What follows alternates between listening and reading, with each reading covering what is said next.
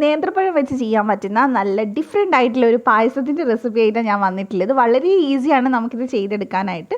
അപ്പോൾ എല്ലാവരും ഒന്ന് ട്രൈ ചെയ്ത് നോക്കുക. ബറാത്തിനോ അല്ലെങ്കിൽ പെരുന്നാളിനോ ഒക്കെ ആയിട്ട് ഇൻഷാല്ല ട്രൈ ചെയ്ത് നോക്കുക.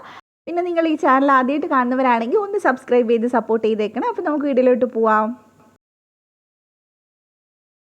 അപ്പോൾ ആദ്യം തന്നെ നമുക്ക് ഒരു പാൻ വെച്ചിട്ട് അതിനകത്തോട്ട് 1.5 ടേബിൾ സ്പൂണോളം നെയ്യ് ചേർത്ത് കൊടുക്കുന്നുണ്ട് കേട്ടോ. എന്നിട്ട് അത് ചൂടാവുന്ന സമയത്ത് അതിലേക്ക് ആവശ്യത്തിനനുസരിച്ച് അണ്ടിപ്പരിപ്പ് ചേർത്ത് കൊടുക്കുക. കുറച്ച് കൂടുതലുണ്ടെങ്കിൽ നല്ല ടേസ്റ്റ് ഉണ്ടാവും. അപ്പോൾ അത് നന്നായിട്ട് നമ്മളൊന്ന് വറുത്തെടുക്കുന്നുണ്ട്. നിങ്ങൾക്ക് വേണമെങ്കിൽ വേറെ ഏതെങ്കിലും നട്ട്സ് വേണമെങ്കിൽ അത് വേണമെങ്കിൽ ചേർത്ത് കൊടുക്കാം. അതിൻ്റെ കൂടെ തന്നെ ഞാൻ കുറച്ച് കിസ്മിസ് ചേർത്ത് കൊടുക്കുന്നുണ്ട്. അത് 2 കളറിൽ എടുത്തിട്ടുണ്ട് കേട്ടോ. അങ്ങനെ എടുക്കണമെന്നില്ല, ഒരു കളറായാലും മതി. അപ്പോൾ ഞാൻ ഫോട്ടോ എടുക്കുമ്പോൾ ഒരു ഭംഗിക്ക് വേണ്ടി ചേർത്തന്നേ ഉള്ളൂ. അപ്പോൾ നമ്മൾ ഇതെല്ലാം വറുത്തെടുത്തിട്ടുണ്ട്. ഇനി നമുക്കിത് പാനിൽ നിന്ന് എടുത്ത് മാറ്റാം. പിന്നെ നമ്മൾ ഇതിനകത്ത് എടുത്തിട്ടുള്ളത് നേന്ത്രപ്പഴമാണ്. നേന്ത്രപ്പഴം കിട്ടാത്തവരുണ്ടെങ്കിൽ സാധാ റോബസ്റ്റ പഴം വെച്ചിട്ടും ചെയ്യാം കേട്ടോ. പക്ഷെ കൂടുതൽ ടേസ്റ്റ് ഉണ്ടാവുക നേന്ത്രപ്പഴമാണ്.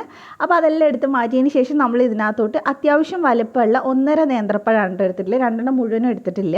അപ്പോൾ നിങ്ങൾക്ക് കൂടുതൽ താല്പര്യം ഉണ്ടെങ്കിൽ 2 എടുത്താലും കുഴപ്പമില്ല. പിന്നെ നല്ല പഴുത്ത പഴമാണ് ഏറ്റവും നല്ലത്. എൻ്റെത് അത്രയും പഴുത്തിട്ടില്ല. അപ്പോൾ നമ്മൾ അതുകൊണ്ട് തന്നെ കുറേ നേരം ഇത് വേവിച്ചെടുക്കേണ്ടി വരും. കുറേ നേരം വഴറ്റിയെടുക്കേണ്ടി വരും നല്ല സോഫ്റ്റായിട്ട് കിട്ടാനായിട്ട്. അപ്പോൾ നല്ല പഴുത്ത പഴമാണെങ്കിൽ നമുക്ക് പെട്ടെന്ന് തന്നെ നെയ്യിൽ വറുത്തിട്ട് സോഫ്റ്റാക്കി എടുക്കാൻ പറ്റും. അപ്പോൾ നന്നായിട്ടൊന്ന് വഴറ്റി സോഫ്റ്റ് ആവുന്ന സമയത്ത് നമുക്കിതെടുത്ത് മാറ്റാം. ഇതിപ്പോൾ ഏകദേശം ഇവിടെ റെഡി ആയിട്ടുണ്ട്. പിന്നെ നേന്ത്രപ്പഴം കട്ട് ചെയ്യുമ്പോൾ ചെറിയ പീസായിട്ട് തന്നെ കട്ട് ചെയ്തെടുക്കുക.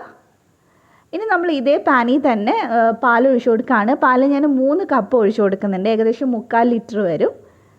അപ്പോൾ അത് മുഴുവനായിട്ട് ഒഴിച്ചതിന് ശേഷം നമ്മൾ ഇതിലേക്ക് ചേർക്കുന്നത് ചവ്വരിയാണ്. ഞാനിവിടെ 1/2 കപ്പ് ചവ്വരി 1 മണിക്കൂർ നന്നായിട്ട് കഴുകി കുതിർത്തി വെച്ചിട്ടുണ്ടായിരുന്നു. അപ്പോൾ അതിലെ വെള്ളം കളഞ്ഞിട്ട് ഇതിലേക്ക് ചേർത്ത് കൊടുത്തിട്ടുണ്ട്. ചവ്വരി കുതിർത്തിയിട്ട് ചേർക്കുകയാണെങ്കിൽ പെട്ടെന്ന് തന്നെ നമുക്ക് വേവിച്ചെടുക്കാൻ പറ്റും. അപ്പോൾ ഇനി നമുക്കിതൊരു 10-15 മിനിറ്റ് നന്നായിട്ട് വേവിച്ചെടുക്കുക. ചവ്വരി നല്ല സോഫ്റ്റ് ആവണം. അപ്പോൾ പാൽ തിളച്ച് വരുന്ന സമയത്ത് പാലിൻ്റെ ആ ഒരു തീ ഒന്ന് കുറച്ച് വെക്കുക. ഇല്ലെങ്കിൽ പാൽ പെട്ടെന്ന് അങ്ങ് വറ്റിപ്പോവും. ഇതങ്ങനെ വേവില്ല. ഇനി നമ്മൾ ഇതിനകത്തോട്ട് മധുരത്തിന് വേണ്ടി ചേർക്കുന്നത് ഈന്തപ്പഴമാണ്. മധുരത്തിന് വേണ്ടി മാത്രമല്ല നല്ല രുചിയാണ്. അപ്പോൾ ഞാൻ ഏകദേശം ഒരു 20 എണ്ണം എടുത്തിട്ടുണ്ട്. ഒരു 1/2 കപ്പ് പാലും കൂടി എടുത്തിട്ടുണ്ട് കേട്ടോ. അപ്പോൾ ഇത് രണ്ടും കൂടി നമ്മൾ കുരുവൊക്കെ കളഞ്ഞതിന് ശേഷം നന്നായിട്ട് അരച്ചെടുക്കുക. ഒട്ടും തന്നെ കട്ടയൊന്നുമില്ലാത്ത രീതിയിൽ അരച്ചെടുക്കുക. അതിനുശേഷം നമ്മൾ ഈ വേവിച്ച് വെച്ചിട്ടുള്ള ചവ്വരിക്കകത്തോട്ട് ഇത് ചേർത്ത് കൊടുക്കുകയാണ് കേട്ടോ. അപ്പോൾ മുഴുവനായിട്ട് ചേർത്ത് കൊടുക്കുന്നുണ്ട്. അപ്പോൾ ഈന്തപ്പഴം നന്നായിട്ട് ചേർത്തിട്ട് മിക്സ് ചെയ്തെടുക്കുക. ഈന്തപ്പഴം കൂടി ചേർക്കുന്ന സമയത്ത് ഇത് കുറച്ചും കൂടി അങ്ങ് കട്ടിയാവും. അപ്പോൾ കുഴപ്പമില്ല, ഒരുപാട് കട്ടിയാണെന്ന് തോന്നുകയാണെങ്കിൽ കുറച്ചും കൂടി പാൽ ചേർത്ത് കൊടുത്താൽ മതി.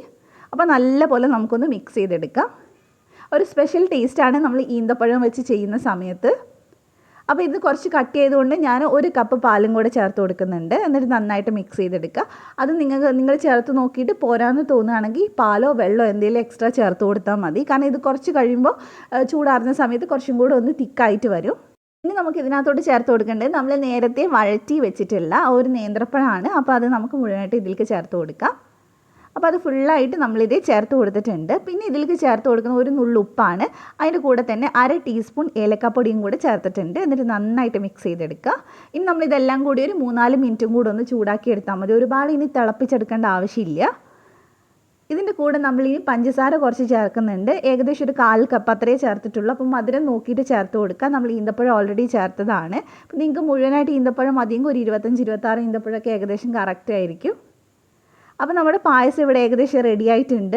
ഇനി നമ്മൾ ഏറ്റവും ലാസ്റ്റായിട്ട് വറുത്ത് വെച്ചിട്ടുള്ള ആ ഒരു അണ്ടിപ്പരിപ്പ് മുന്തിരിയും കൂടി ചേർത്ത് കൊടുക്കാനാണ് കേട്ടോ ചെയ്യുന്നത്.